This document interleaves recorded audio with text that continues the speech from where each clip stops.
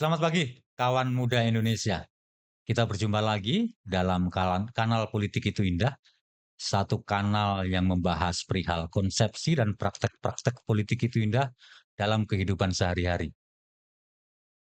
Hari ini kebetulan bulan April ini kita memang sengaja merayakan dengan menghadirkan tokoh-tokoh perempuan. Kemarin ada aktivis perempuan Mbak Hani Kusrini dan ke depan masih banyak lagi. Nah, pada episode kali ini kami akan menghadirkan satu tokoh lagi, seorang perempuan. Dia saya kenal memperjuangkan perlindungan terhadap buruh migran. Nah, kayak apa ceritanya? Ini sosok perempuan hebat dari Gunung Pati, satu kecamatan di Kota Semarang. Kita yang bernama Novi Kurniasih. Kita ikuti. Selamat pagi, Mbak Novi. Selamat pagi Mas Daniel. Sehat? Alhamdulillah Ya, sehat. harus sehat. Mbak Novi, seperti tadi yang saya sampaikan di awal, Ya, jadi kanal politik ini adalah satu kanal yang membicarakan tentang konsepsi dan praktek-praktek politik itu indah dalam kehidupan sehari-hari. ya. Ya, jadi maka hari ini kami mencoba menghadirkan panjenengan yang selama ini berjuang untuk memperjuangkan Pekerja migran pekerja Indonesia. migran Indonesia. Eh, Kalau akhir-akhir ini sebenarnya apa sih yang melandasi Mbak Novi itu memperjuangkan buruh migran? Latar belakangnya macam kayak apa?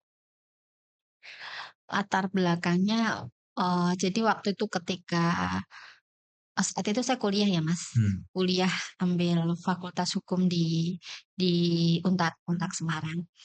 Dengan kuliah malam dan niatnya paginya mau kerja itu Hmm. kan. Tapi sampai semester 3 itu saya nyari kerja itu nggak dapet-dapet Hmm.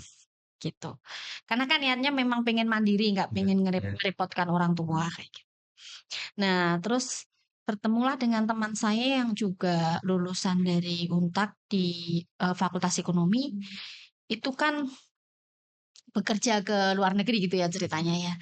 Dan dia itu sukses sehingga bisa membangun usaha sepulang dari luar negeri itu bisa membangun usaha peternakan seperti itu.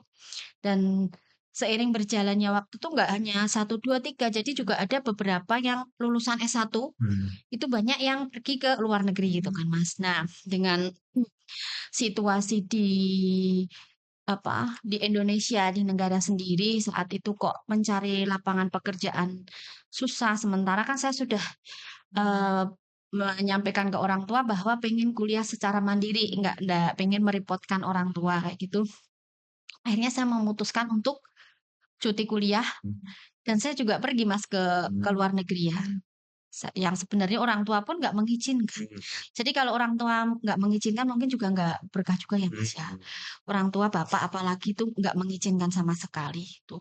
Cuman yang mengizinkan itu saat itu kan adiknya ibu sebenarnya yang mendukung gitu. Nggak apa-apa sana, maksudnya biar nanti bisa bekerja ke sana ada pendapatan. Modal lah. Buat pemasukan, buat modal bisa melanjutkan kuliah kalau pulang, di sini gitu kan.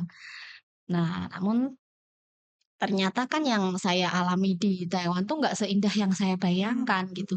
Mungkin memang pas nasib atau apa ya, Mas. Jadi, saya yang sebenarnya itu tipe pekerja keras, saya kan lahir dari desa, Mas, desa di daerah lereng Gunung Prau sana, Curug Sewu sana ya. Hmm. Jadi memang di sana itu kan perempuan-perempuannya kan memang harus ya memang diajarkan gesit dan kendel gitu cara jalannya ya Mas. Ya, Bukan perempuan-perempuan yang manja ya. kayak gitu. Nah sebenarnya secara fisik itu saya tenaganya itu kuat. Nah cuman sampai sana itu kan kontrak kerja yang saya tanda tangan itu nggak sesuai. Tuh jadi sudah di situ kontrak kerjanya itu yang Artinya antara kontrak kerja dengan realitasnya tidak sesuai. tidak sesuai. Oke. Jadi di sana kan, hanya menjaga apa sih ya, nenek itu kan. Hmm. Hmm. Tapi perjanjian kontrak kerjanya Ya, hanya ya. menjaga nenek. Hmm. Tapi ternyata di sana itu membersihkan 5 rumah, Hmm. Mas, dan yang 1 rumah itu udah kayak hotel aja karena memang letaknya kan di daerah pariwisata Hmm. di Taiwan ya, Hmm. di daerah pegunungan pariwisata Hmm. gitu.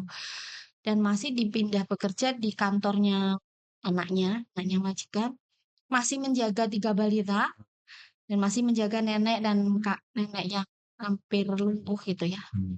Tapi masih bisa jalan sedikit-sedikit sehingga kalau mau melakukan kegiatan kan saya harus memapah gitu. Dan ada kakek nih yang suka mabuk gitu Hmm. juga. Apapun pekerjaannya itu sebenarnya saya siap dan ada kemampuan kayak Hmm. gitu. Cuman kalau sudah dibilang ada kekerasan Hmm. kan memang Ya. sudah nggak bisa dilanjut gitu kan Mas. Hingga akhirnya saya menghubungi agen yang di Taiwan sana. Ternyata agen menyampaikan bahwa apapun yang terjadi kamu harus bertahan di tempat kerja kamu karena masa kontraknya kan belum selesai, Hmm. seperti itu. Nah, setelah itu, sampai kedua kali saya mengalami kekerasan ya fisik ya Hmm. psikis, akhirnya kan dibawa ke agen lagi nih. Hmm. Tetapi justru di agensi ini saya nggak mendapat perlindungan, Mas, jadi tambah diserang nih psikis saya gitu. Jadi di sana itu ada cara-cara tersendiri, agensi luar negeri yang nakal-nakal nih ada cara-cara tersendiri agar, bisa dibilang karena di situ saya bukan melihat bukan hanya saya yang akhirnya dimasukkan di dalam sebuah ruang. Di situ kalau CCTV ada CCTV, Mas, tetapi psikisnya yang diserang. Si korban-korban para perempuan itu yang diserang psikisnya kayak gitu. Nah, ya syukur alhamdulillah, di sana itu kurang lebih 5 hari apa ya, kurang lebih 5 hari, tapi psikisnya diserang. Intinya psikisnya diserang tuh, kamu hanya bisa dengan 2 pilihan kalau pulang ke Indonesia. Satu, pulang dalam keadaan sakit, yang nggak sadar gitu maksudnya. Kedua, mungkin bisa dibilang kamu dalam keadaan yang mati aja gitu ya, maaf ya, saya harus sampaikan apa adanya.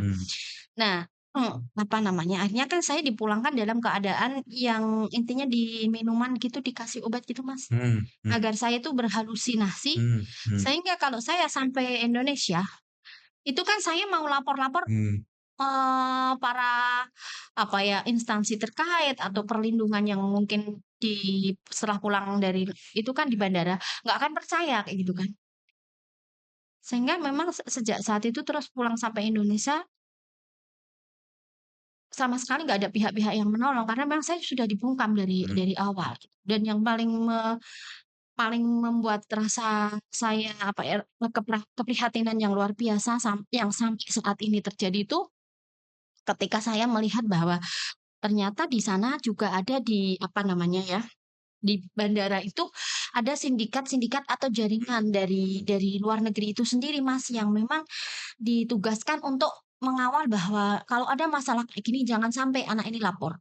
Semisalkan pun sampai lapor, bagaimana caranya agar, ini nggak dilanjutkan pelaporannya, seperti itu. Nah, dari situ rasa rasa apa ya, rasa mencintai negara, rasa mencintai bangsa, karena bagaimanapun juga kan sudah masuk pernah menjadi mahasiswi kayak gitu, pasti ada bangkit Ya. bangkit sebuah rasa untuk membela negara gitu ya, Mas. Jadi dari situ saya sudah, "Oh jadi kayak gini ya," gitu.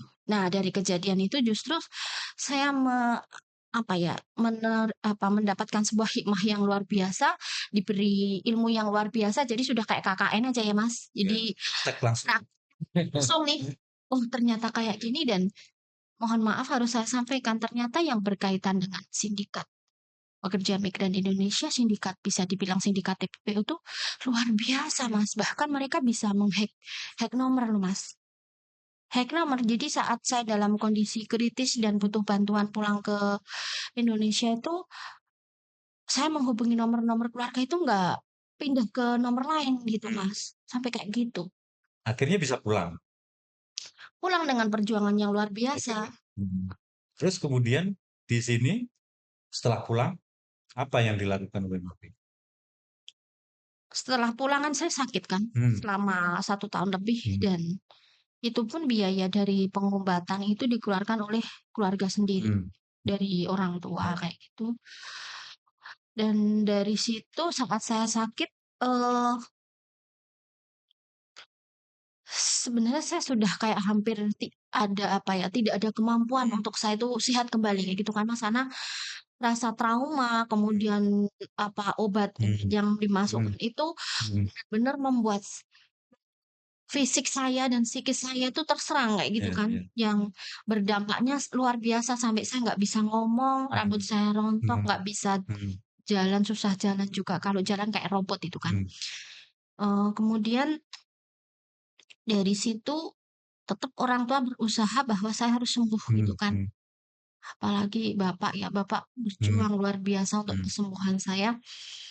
Dan di situ dalam keadaan nggak berdaya, saya Hmm. udah lama tuh sakitnya Hmm. dibawa kemana-mana nggak sembuh kan Mas.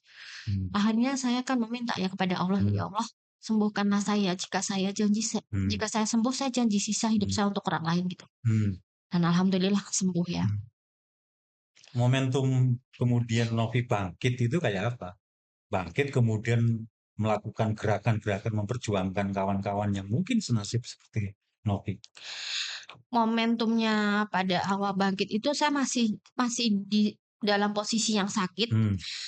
Kemudian setelah itu, maaf ini memang harus saya sampaikan karena ini Ya. nyata adanya. Nah, di situ itu indigo, Mas, saya indigo. Hmm. Hmm. Jadi,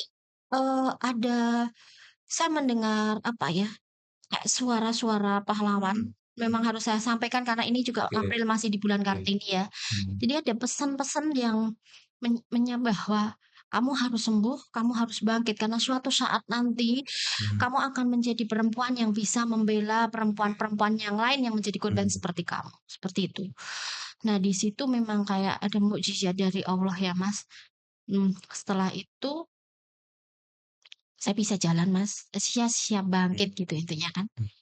Bisa jalan, kemudian bisa berkegiatan pelan-pelan, tetapi, bagaimanapun juga kan fisik dan tenaga saya juga tidak seperti yang dulu-dulu, sehingga saya berjuang bagaimana caranya agar fisik saya kembali sehat gitu. Hmm. Saya masih bekerja menjadi pembantu loh Mas waktu itu, Hmm. setelah sakit itu. Di Indonesia. Di Oke. Indonesia, Hmm. bersih-bersih rumah untuk mengembalikan Bukan Novi. Jadi ketika muncul kesadaran itu nih, aku harus membantu kawan-kawanku yang lain agar tidak seperti aku gitu ya. iya iya, Apa ngalami kayak aku gitu. mhm. Kayak Novi misalnya. Apa yang dilakukan? Apakah Novi kemudian membangun jejaring dengan kawan itu kayak apa? Ketika saya menjadi, apa namanya, pekerja rumah tangga itu saya kan nonton TV. Hmm. Di situ kan ada kasusnya Ceriati tuh, Hmm. pekerja migran yang dari Brebes yang kerja di Malaysia yang memakai bawa kain panjang tuh, turun dari lantai 12 karena Oh dianiaya iya, majikannya itu iya. kan. Nah, di situ pas saya nonton TV saya gini, "Waduh, kapan ya nazar-nazar saya bisa tercapai kalau saya mau kayak gini terus?" Sedangkan di situ banyak Iya. perempuan-perempuan Indonesia yang menjadi korban yang harus Hmm. diperjuangkan kayak gitu. Nah, setelah itu saya izin nih sama bos saya ya. Untung bos saya ini baik ya, Hmm. Mas. Izin bahwa saya ingin berjuang untuk Hmm. pekerja migran Indonesia. Di situ saya melakukan sebuah aksi perorangan, Mas, Hmm. di Oke. DPRD Hmm. Kota Semarang dulu nih. Hmm. Hmm. Hmm. Di DPRD Kota Semarang melakukan sebuah aksi perorangan bahwa intinya saat itu saya, bukan lagi memperjuangkan tentang diri saya, Ya. tetapi saya menyuarakan tentang, keadilan bagi Ya. para pekerja migran Indonesia ini gitu. Kemudian di situ kan ada berkas nih dalam Hmm. dalam tuntutan yang saya catat itu beliau yang ada di gedung DPRD provinsi ini Hmm. mengarahkan saya ke Jakarta. Hmm. Hmm. Ini karena kan, intinya, kalau memang mau memperjuangkan pekerja migran secara nasional, ke DPR RI saja gitu, Mas. Hmm. Hmm. Saya dikasih nomor kontaknya anggota DPR RI Hmm. juga waktu itu, Hmm. Pak Ganjar memang ya, Hmm. jujur saja ya, Ya. Pak Ganjar Pranowo itu tahun berapa berarti saya dapat nomornya Pak Ganjar di 2007 akhir, Hmm. gitu. Ya. 2007 Desember kalau nggak Hmm. salah. Pak Ganjar kan memang di Ya. DPR Ya. RI. Hmm. Tetapi, apa ya, saya kan ke DPR RI bener nih. Hmm. Ya udah saya membawa sebuah tuntutan bahwa, berkaitan Masih sendirian gitu. iya, Ya. saya nggak mau ngajak teman-teman Hmm. karena apa, Hmm. yang pertama kan, ongkos kan nggak Ya. punya, mau minta siapa kan. Oke. Saat itu saya tuh berpegang teguh bahwa saya nggak mau ngerepotin siapa-siapa, karena berangkat ke Jakarta aja saya masih memakai uang yang saya kerja sebagai itu loh, Mas. PRT. Itu. Kemudian nggak mau ngerepotin teman-teman juga bahwa udah ini saya urus saja kan. Dan memang yang saya rasakan itu ada sebuah bimbingan dari kayak apa ya, Mas? Ada yang ngawal apa ya? Kayak pahlawan gitu ya. Karena kan kok bisa juga saya sampai ke DPR RI beneran, yang di DPRD provinsi aja terheran-heran kenapa bisa sampai DPR RI beneran gitu kan. Nah, saya masuk tuh ke Komisi 9, saya masuk ke apa ya, intinya, pihak-pihak di DPR RI yang tentunya harapannya bisa memperjuangkan apa yang saya keluhkan. Nah, dari DPR RI itu menghubungi waktu itu ke Migrancare. Migrancare bahwa tolong ini apa, ada kasus gitu ya intinya, untuk didampingi bareng, dikerjakan bareng-bareng ya gitu. Waktu itu belum ada ya undang-undang yang kemudian menjamin soal atau yang mengatur soal buruh migran? Sudah? Belum ada. Oh, belum ada. Belum ada, karena kan masih di 2007, Ya. 2008-an itu kan, Mas. Nah, di 2008 berkali-kali itu saya aksi ketika ini nggak ada apa ya, nggak direspon, udah saya ke DPR RI lagi, nggak direspon lagi, saya ke Kemenaker sendiri itu, Mas. Sampai yang terakhir kali saya ke eee, dulu kan sebelum ada KP2M ini ada BNP2TKI namanya, baru-barunya BNP2TKI. Apa itu? Ya kalau sekarang kan kementerian yang melindungi pekerja migran Indonesia kan. Kalau yang dulu kan namanya BNP2TKI gitu. Nah, di sana itu sampai saya mengadu 3 kali, Mas. Nggak diibaratkan yang pertama katanya berkasnya hilang. Yang kedua itu dengan alasan apalagi itu saya hanya dikasih tisu saja waktu itu. Yang ketiga, itu saya dikasih tahu bahwa ya udah kalau mau memperjuangkan pekerja migran secara keseluruhan kan juga tidak mudah, memang harus bersinergi dengan para aktivis kayak gitu kan. Dan ini kalau mau memperjuangkan tentang diri saya kan kantornya cabangnya BNP2TKI itu ada di Semarang ada gitu kan, BP3TKI namanya waktu itu. Baru itu, Mas. Baru pelayanannya seperti itu waktu itu ya yang saya alaminya, Kak. Nah, sesudah 3 kali saya ke BNP2TKI itu dalam kondisi berarti saya coba saya korban loh, Mas, korban yang tadinya sampai sekarang itu. Kemudian di BNP tidak dilayani yang ketiga kali itu saya nyaris pingsan. Nyaris pingsan, kemudian ditemukan sama oleh teman-teman Serikat Buruh Migran Indonesia ini, yang saya kemudian dibawa ke asrama ya, ke shelter-nya SBMI gitu. Karena kalau mau menuju ke yang tadinya DPR RI sudah menghubungi Migrancare, saya nggak berani ke Migrancare karena menuju ke sana ada yang menghadang, Mas. Apa saya berpikir apa ini sindikat ya? Jadi dari situ saya gini, wah ternyata sindikatnya luar biasa. Itu artinya saya harus berjuang secara penuh nih, jangan pernah takut karena yang saya rasakan, maaf ya harus saya sampaikan nih berkaitan dengan sindikat TPPO, sindikat pekerja migran ternyata Indonesia kayak masih dijajah aja dalam tatanan sistem yang lebih rapi saya gitu kan. Saya sebagai anak bangsa yang masih muda, nggak bisa dong diam saja gitu Mas. Jadi malah akhirnya tambah semangat untuk terus berjuang. Kemudian kan kalau dari orang tua, ibu kan selalu, "Udah, wes ora usah diurus, yang penting wes nyata Mas, yang penting udah sampai rumah sampai awakmu wis nikah wae," gitu pasti ya. Tetapi kalau Bapak enggak, Bapak ini kan juga dari kecil kan saya dilatih tentang bagaimana sih meskipun kita bukan siapa-siapa, saya sudah diajarin untuk mencintai bangsa kayak gitu, mencintai bangsa dan negara sebaik mungkin. Bapak tuh kan selalu mengajarkan saya seperti itu. Jadi Bapak yang mensupport, Mas, Bapak yang mensupport ketika saya sudah di Jakarta hilang, Bapak yang nyari, Mas, gitu, ke Jakarta Bapak, gitu kan. Jadi support Bapak ini ya. Artinya apa yang dilakukan oleh Mbak Novi ini kan sebenarnya pengalaman pribadi. Tidak dari awal sebenarnya mau memperjuangkan buruh migran. Tapi bahwa ada proses yang kemudian Mbak Novi sebagai korban. Dan tidak ingin korban itu terjadi terhadap buruh migran para yang lain. perempuan Indonesia yang lain. Terutama perempuan Indonesia. Iya. Kemudian tadi diceritakan Mbak Novi berjuang sendirian. Karena belum ngerti nih, ternyata Iya. ada jaringan, ada apa. Kemudian mulailah dikenalkan dengan berbagai macam jaringan, berbagai macam kanal kan. Iya, di Jakarta waktu Di itu. Jakarta, di Semarang, di provinsi dan lain sebagainya. Iya. Artinya ada proses. Sebenarnya seberapa besar nih? Enggak, saya pengen tahu aja Iya. bagaimana datanya. Seberapa besar sih sampai hari ini buruh migran itu? Potensinya macam kayak apa? Ya kalau buruh migran khususnya Jawa Tengah dulu ya. Jawa Tengah ini kan pengirim pekerja migran terbesar nomor 2. Kemudian semakin tahun semakin meningkat, Mas, Kisarannya berapa? pengirimannya. Ya kalau bilang kisarannya Ada peningkatan nggak dari tahun ke tahun atau enggak? ada peningkatan. Peningkatan. Ada peningkatan. Dan yang paling membuat keprihatinan yang luar biasa ketika pengiriman pekerja migran ini semakin meningkat, bahkan yang di program-program yang baru-baru ini kan juga memang akan ada penambahan ya, untuk yang intinya sih pemerintah sedang berjuang agar tidak bekerja sebagai kayak apa ya, intinya masuk ke pabrik gitu kan harapannya. Kan yang sedang diperjuangkan kan itu kerjasama dengan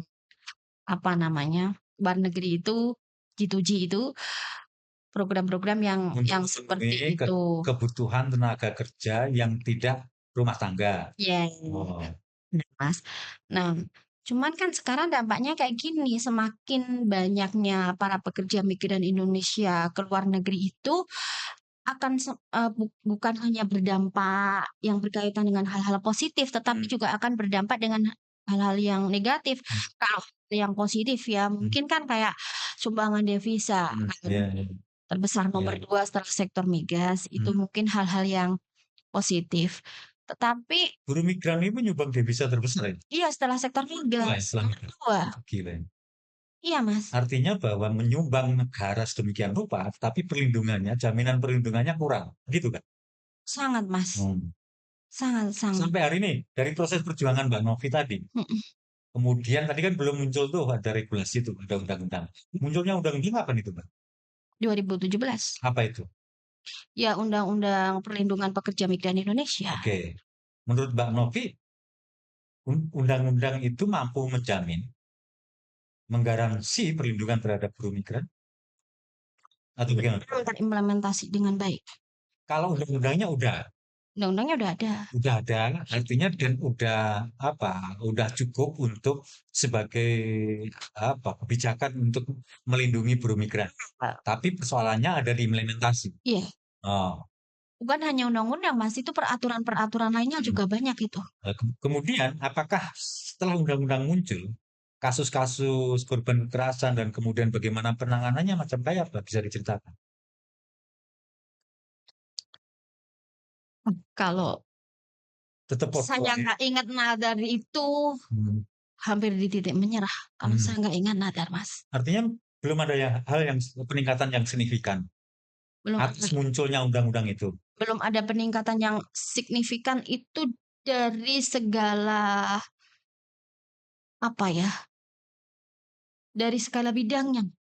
Baik misalkan kayak pendampingan rehabilitasi, pendampingan advokasi, pendampingan pemberdayaan ekonomi, pendampingan jujur berkaitan dengan pekerja migran ini sangat minim sekali. Yang tadinya memang saya di titik menyerah, enggaklah bagaimanapun juga intinya kalau saya nggak ingat nadar mungkin sudah menyerah.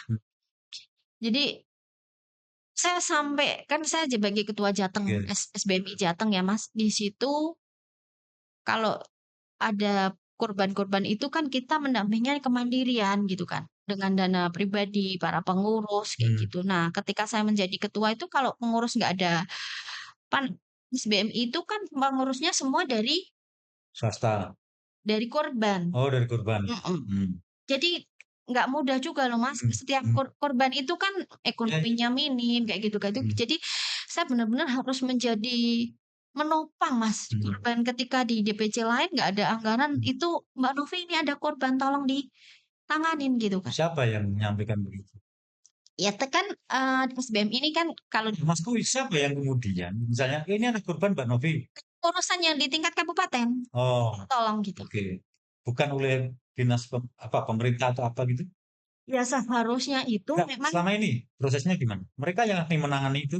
hmm, kebanyakan kita menangannya secara pribadi. Memang kita bekerja Oh, sama dengan dinas-dinas terkait hmm, yang ada programnya di hmm, dinas tersebut. Tetapi juga kan untuk program-program yang dimiliki dinas itu kuotanya sangat minim sekali, bahkan bisa dibilang nggak ada, Mas. Saya sebutkan ya, ya, ya, contohnya ya. di Disnakertran itu Hmm, ada program pelatihan untuk pekerja migran Indonesia Purna. Itu kan 1 tahun hanya 4 kali, kemudian dibagi menjadi berapa kabupaten? 34 kabupaten ya di 35 35 kabupaten di Jateng. kabupaten kota. Nah, Hmm, dibagi berarti misalkan digilir aja dapatnya berapa tahun tuh, hmm, ya kan? hmm, Baru bisa dapat. hmm, Kemudian kalau yang berkait di Dinsos ada program adalah pemulangan bagi korban, tetapi kan bunyinya tidak khusus untuk korban TPPO atau pekerja migran Indonesia. Ini adalah bunyinya orang terlantar dan kalau tahun kemarin kalau nggak salah jumlahnya hanya hmm, kuotanya hanya 85. 85 orang lah hmm. program secara umum. Jadi kadang kita ada surat yang sudah pemberkasannya kita rapikan aja kita ajukan belum tentu di ACC gitu loh Mas. Jadi ada juga sekarang kan KP2MI ya, Hmm, KP2MI, hmm, KP3MI kalau di Jateng. Itu sendiri kemarin nih saya baru dihubungi kepalanya Bu Dewi itu kan. Itu juga, waduh ini anggarannya nggak ada kayak gitu. Nah, ini nggak hanya yang setelah yang sekarang kan ada efisiensi anggaran, ya. Mas. Yang kemarin-kemarin itu kita sudah ngalamin tuh efisiensi anggaran yang berkaitan dengan Jadi sangat paradok ya. Tadi Mbak Novi menyampaikan bahwa devisa itu kan nomor 2 nih setelah migas nih. Sementara eh, pemastian terhadap perlindungan terhadap buruh migran kan tidak ada. Ini kan nggak ada. ya artinya bahwa eh, meskipun sebenarnya sudah ada regulasi, sudah ada Iya, kebijakan yang iya, mengatur soal itu, iya. artinya tidak ada kemajuan yang signifikan ya Tidak ada dalam kemajuan yang memutus signifikan. undang-undang buruh migran itu. Iya. Dan semakin saya menyerah, Mas, semakin saya Hmm, pengen menyerah itu semakin hmm, saya lebih ke apa ya, jiwa kemanusiaannya yang kalau saya itu hmm, menyerah, saya mau kebetulan kan sekarang saya mendirikan sebuah yayasan ya, hmm, yayasan yang ada anak yatim piatu juga. hmm, Lebih damai itu kan memang di yayasan ya. hmm, Nah, Kak, saya pengen menekuni di yayasan aja, pengen ngerawat anak kan hmm, gitu ya, kan hmm, sudah tua hmm, juga, hmm, berapa lansia hmm, gitu. Sebenarnya bisa saja pengen saya tinggalkan, karena memang ini mau diperjuangkan sampai kapan? Sudah 20 tahun loh Mas, saya sejak jadi korbannya kan. Nah, cuman saya jadi berpikir gini, nanti kalau saya nggak terus mendampingi teman-teman itu, bagaimana korban-korban itu? Saya ke situ Mas, sehingga sehingga pada saat ini saya berpikir ini menjadi permasalahan kita bersama yang memang kita harus diskusi bersatu, kita harus mencari solusinya apa sih, sehingga kita diskusi dengan ketika kita mau rapat dari dinas terkait tidak bisa memfasilitasi, kita mencoba untuk menghubungi para NGO. Jadi kemarin ada IOG juga yang kita harus diskusi untuk, hmm. eee eee mendorong kebijakan nih di Jawa Tengah aja, kalau yang di nasional mungkin nggak ada kemampuan buat kita, Ya, di ya, Jateng aja kan gitu kan. Kemudian dari IOG itu diskusi di rumah saya yang kecil itu ya, untuk ayo gini gini gini gini, jadi waktu itu kemudian setelah diskusi di rumah saya, ketemu juga dengan beberapa aktivis di Kota Semarang, di Jateng, kemudian menghadap ke Pemprov yang saat itu berarti masih, gubernurnya Pak Ganjar waktu itu, untuk usul bahwa harus ada kebijakan gitu ya untuk apa namanya, teman-teman pekerja migran Indonesia. Ataupun saat itu akhirnya TPPO ya Mas, yang dirumuskan, disusun bersama gitu kan. Dan di situ ketika kita diskusi-diskusi, ya udah ayo berarti kita nggak usah mengeluh bahwa memang kita harus kuat, eee, mau ada apa-apanya, mau ada mau enggak, udah kita jalan aja gitu ya. Akhirnya kita diskusi, alhamdulillah Pemprov menyetujui, sehingga apa namanya, dirumuskan, disusun bersama, yang kemudian baru di 2025 kemarin juga sudah SK-nya sudah turun. Sejak disusun dari SK apa itu? SK Gubernur tentang perlindungan pencegahan dan penanganan TPPO yang di dalamnya juga melindungi pekerja migran Indonesia. Meskipun juga melindungi TPPO secara umum ya, Mas. Ya bunyinya itu, tetapi Mas, masih ada kendala lagi loh, Mas. Yang saya prihatinkan ketika kita kemudian rapat dengan saat itu Ibu Emma Rahmawati sebagai asisten daerah, Hmm. bahkan Ibu Rahmawati sendiri menyampaikan bahwa ternyata tidak ada kode rekening yang bunyinya untuk TPPO atau pekerja migran Indonesia. Hmm. Jadi memang sangat sulit Oke. untuk menyerap program-program pemerintah. Beliau pengen membantu. Sama sekali tidak terperhatikan kan gitu. Pemerintah pengen membantu, saya yakin. Saya sudah mencoba untuk diskusi Hmm. dengan beberapa seda Hmm. di termasuk Bu Emma kan waktu Hmm. itu kan dari Hmm. Pemprov kan, asisten Ya, 1, ya. kemudian juga seda Grobogan dan beberapa seda yang lain dari kabupaten itu beliau pengen membantu. Hmm. Memang aturan secara nasional Hmm. itu tidak ada kode rekening yang bunyinya untuk TPPO atau pekerja migran Indonesia. Jadi yang Ya. sampai kapan? Akhirnya kembali bahwa kegiatan sosial dan kemanusiaan yang bekerja dengan pekerja migran Indonesia dan TPPO ini adalah ya adalah suatu ibadah bahwa kita hanya bisa meminta kepada Allah agar terus kuat Ya. gitu. Mbak Novi, tadi kan sudah menceritakan sedemikian rupa. Ada perjuangan yang sedemikian panjang sampai munculnya regulasi. Sebenarnya kalau Mbak Novi mengidentifikasi, menurut Mbak Novi, persoalan utamanya apa dalam konteks buruh migran? Harapannya ke depan itu kayak apa? Persoalannya utama Kan tadi bilang bahwa undang-undang sudah cukup nih, ya, kan gitu. Sudah iya, ada aturan-aturan yang sebenarnya sudah cukup. iya. Tadi sempat ngomong implementasi. Nah, sebenarnya apa sih yang sebenarnya apa kuncinya ke depan itu apa? Kuncinya ya, mungkin adalah revisi ya, revisi PPMI ya, Undang-Undang Hmm. PPMI, revisi Undang-Undang PPMI. Nah, kemudian gini, ketika yang saya dari seorang korban yang kemudian mungkin Hmm. diskusi dengan sudah di puncaknya loh Mas, Hmm. kita bahkan sampai diskusi dengan Kemendagri. Hmm. Kemendagri sampai turun ke Jawa Tengah untuk intinya ayo kita gali-gali sebenarnya permasalahannya apa. Hmm. Ketemulah, ternyata ya memang itu. Maaf ya, sebenarnya kan bukan ranah saya untuk menyampaikan nggak ada rekening. Ya, ya, ya. Kan nanti dikira saya, wah ini rekening aja kan diserahkan. Tapi ada kenyataan seda-seda, Bapak Ibu seda sendiri menyampaikan hal yang Ya, ya. demikian. Nah, Artinya tidak teralokasikan dalam APBD maupun APBN. Kan gitu toh. Ya. cara beliau memang pengen membantu ya di apa? Hmm. Makanya kan saya kadang saya diundang Musrenbang Provinsi Jateng itu ya, tapi kan mewakili yang yayasan itu. Di situ kan kita diberi buku yang RKPD itu kan Mas. Nah, ketika dibaca itu kan semua program tuh ada di situ tuh. Ya, semua program ada di situ. Yakinlah semua program ada di situ terkait pembangunan, infrastruktur, terkait pemberdayaan pertanian, terkait apa namanya. Ada semua lah di situ UMKM dan lain sebagainya. Tapi memang yang berkaitan dengan pekerja migran dan TPPO itu ya sudah Mas. Nggak tahu ya kenapa sampai seperti ini. Oke. Ya bisa dibilang nggak ada Mas. Ya. Tuh. Oke Mbak Novi, ini satu cerita yang luar biasa. Jadi betapa sebenarnya sangat paradok gitu ya. Apa yang dilakukan oleh Mbak Novi demikian rupa, timpang betul bahwa sebenarnya realitasnya negara belum mampu untuk menyediakan lapangan kerja. Kemudian masyarakat beramai-ramai untuk mencoba ke luar negeri untuk menjadi buruh migran. Tetapi kemudian memberikan dampak positif bagi negara. Tadi yang mengatakan devisanya nomor 2 setelah migas. Tetapi bahwa perlindungan terhadap buruh migran atau bahkan apa ya? Kalau dari cerita Mbak Novi bahkan pemerintah ini belum merasa bahwa buruh migran ini perlu dilindungi.